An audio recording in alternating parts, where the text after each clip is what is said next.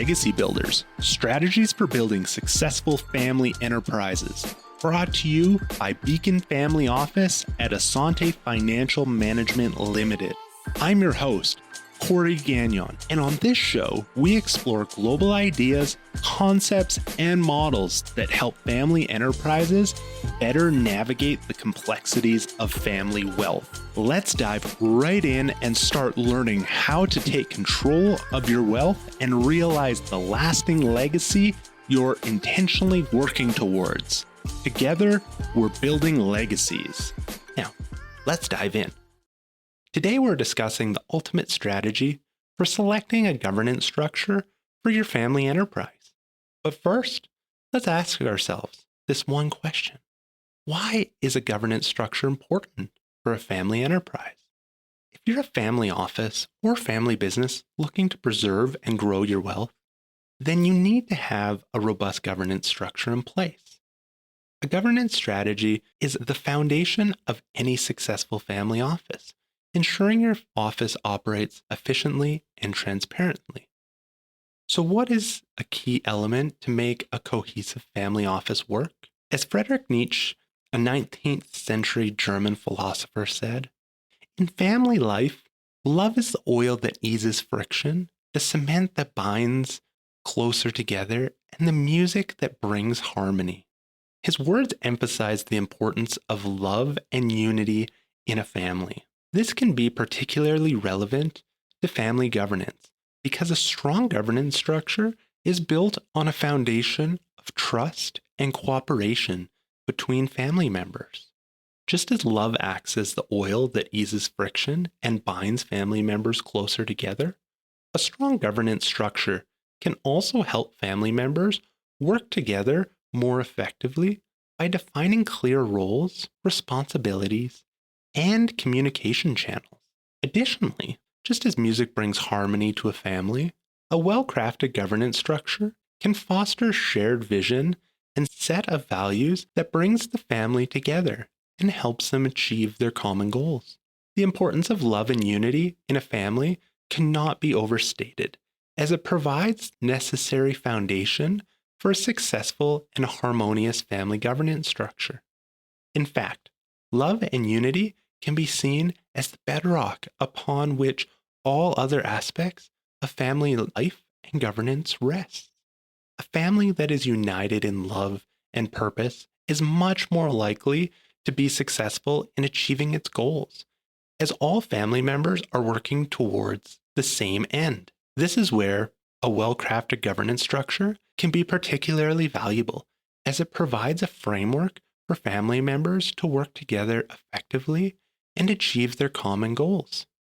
Now, why do we need family governance strategy? A well-crafted governance strategy can help ensure that the family enterprise operates efficiently, transparently, and ethically, and that the family's wealth is effectively managed and preserved over time.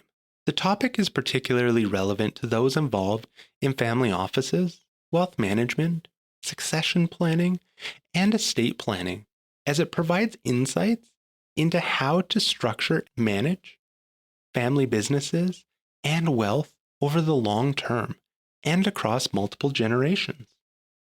In my experience, building governance structure is a crucial step in the process of managing and preserving wealth for future generations. Having worked with a wide range of families and businesses as a senior wealth advisor to effectively preserve, protect, grow, and then successfully transition their wealth, I've been fortunate to work alongside industry veterans and gain a broad perspective on some of these best practices in family governance. In contrast to that, I would like you to imagine a family business that has been running for generations. Let's call the patriarch of the family John. John still holds the reins of the business, but he is now in his late 70s and looking to step back from the business operations. Involved in the family business are several members of the family, including 2 of John's sons, 1 daughter-in-law, and 3 of his grandchildren. Recognizing the importance of having a solid family governance structure in place, John decides to call a family meeting. He wants to ensure a smooth transition of leadership and make sure that everyone is fully aware of the current state of the business.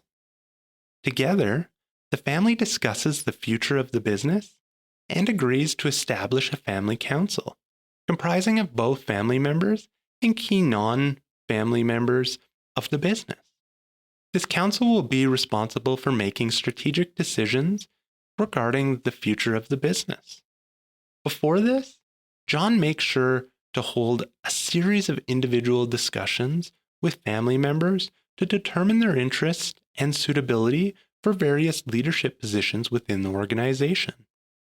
This will enable the council to assign roles and responsibilities to members that best fit their skills and expertise. The Family Council holds regular meetings to review the performance of the business and address any concerns that family members might have.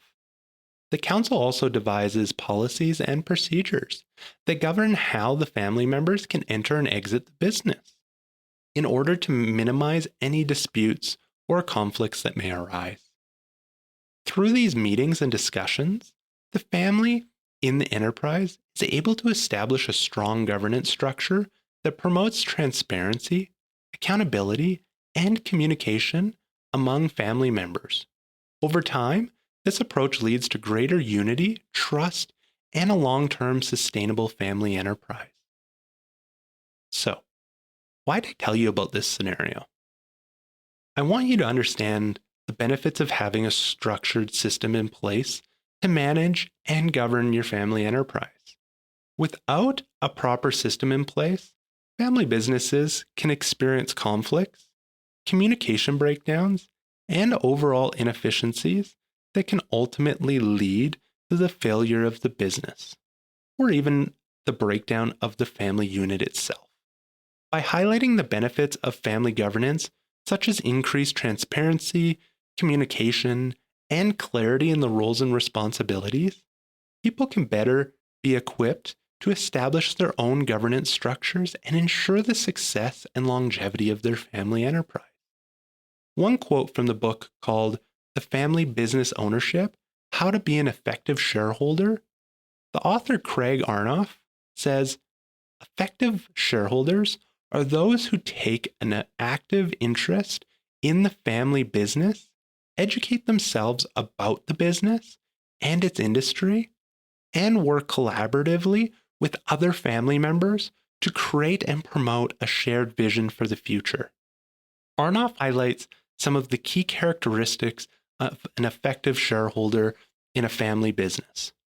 Firstly, they are actively interested in the business and its operations, and they take time to educate themselves about the industry in which the business operates.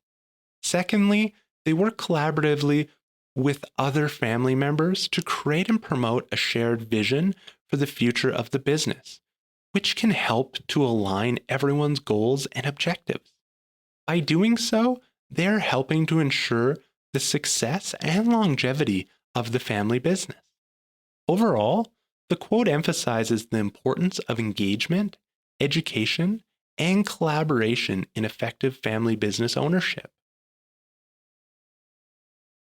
Now, what happens if you don't build a family governance structure? Family governance typically refers to the set of structures and processes that families use to manage their business and assets over time. These might include family meetings, family constitutions, formal boards of directors, or boards of advisors, and other tools and practices that can help create a shared vision for the family business. When family governance is absent or is ineffective, the risk of conflict increases, and so can misunderstandings within the family. For example, family members might hold distinct business objectives or have conflicting views regarding crucial matters such as the transition of leadership and ownership, family members' participation in business activities, the alignment of familial visions and values, with business strategy and the allocation or reinvestment of business profits. In the absence of a clear governance structure, these disagreements can escalate. The result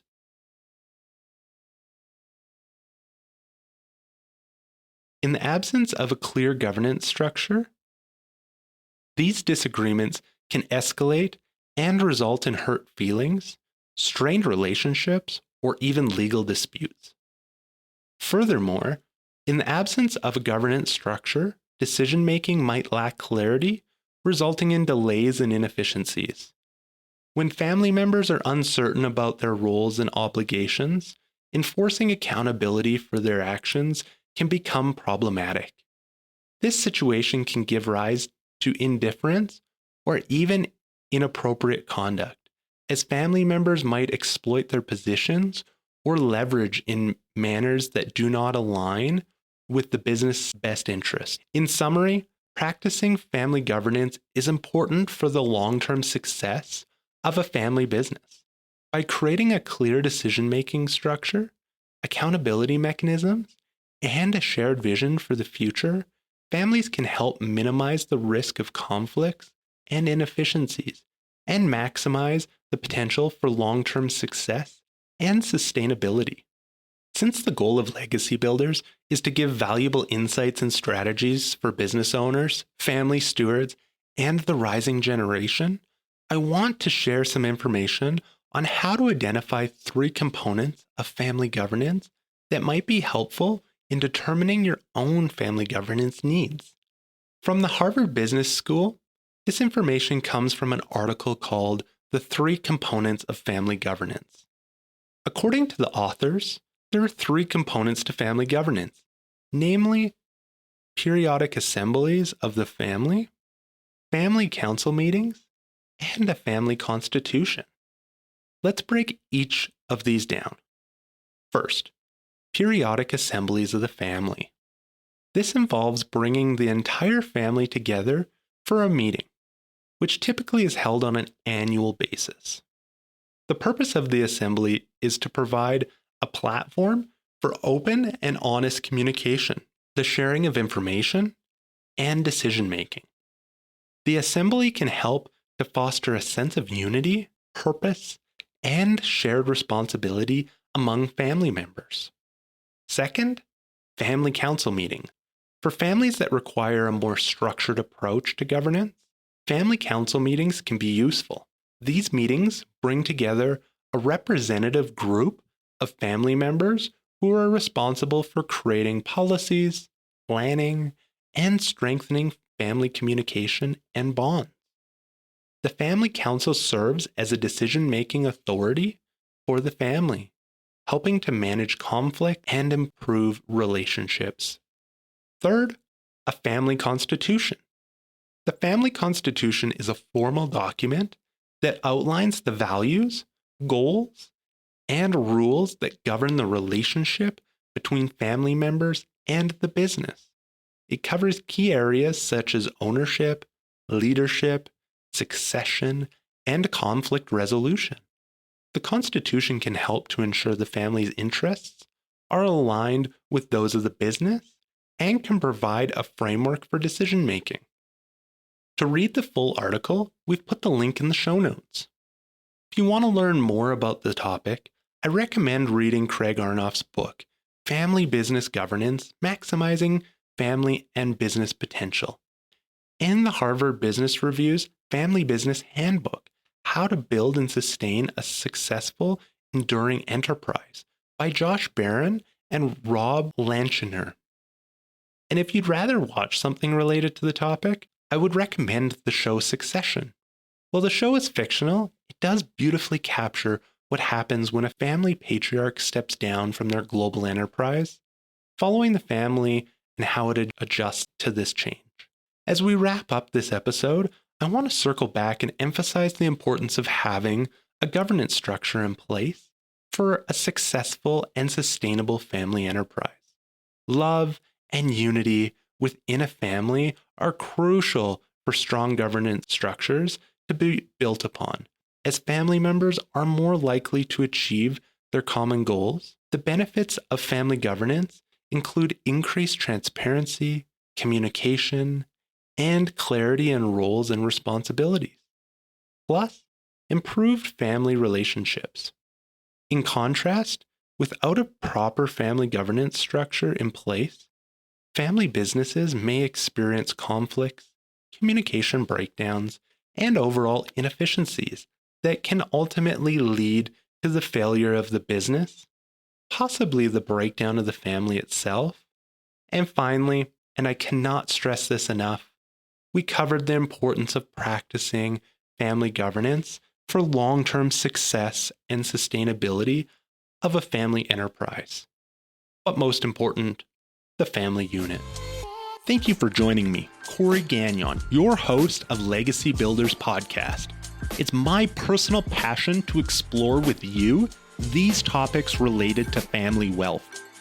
If you enjoyed today's episode, you can subscribe on Spotify, Apple Podcasts, or your preferred podcast platform.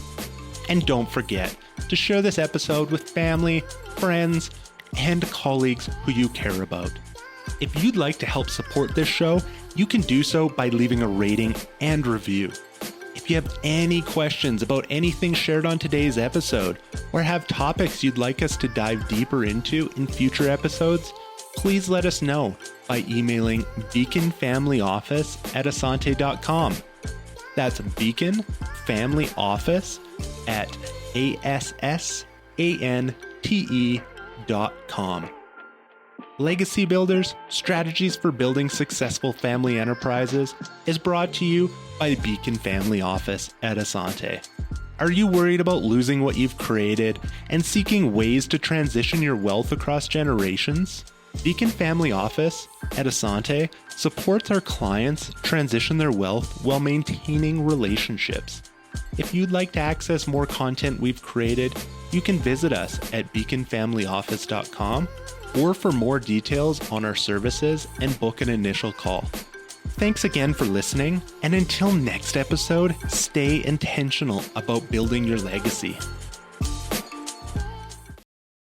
This program was prepared by Corey Gagnon, who is a senior wealth advisor with Beacon Family Office at Asante Financial Management Limited. This is not an official program of Asante Financial Management, and the statements and opinions expressed during this podcast are not necessarily those of Asante Financial Management. This show is intended for general information only and may not apply to all listeners or investors. Please obtain professional financial advice or contact us at beaconfamilyoffice@asante.com or visit beaconfamilyoffice.com to discuss your particular circumstances prior to acting on the information presented.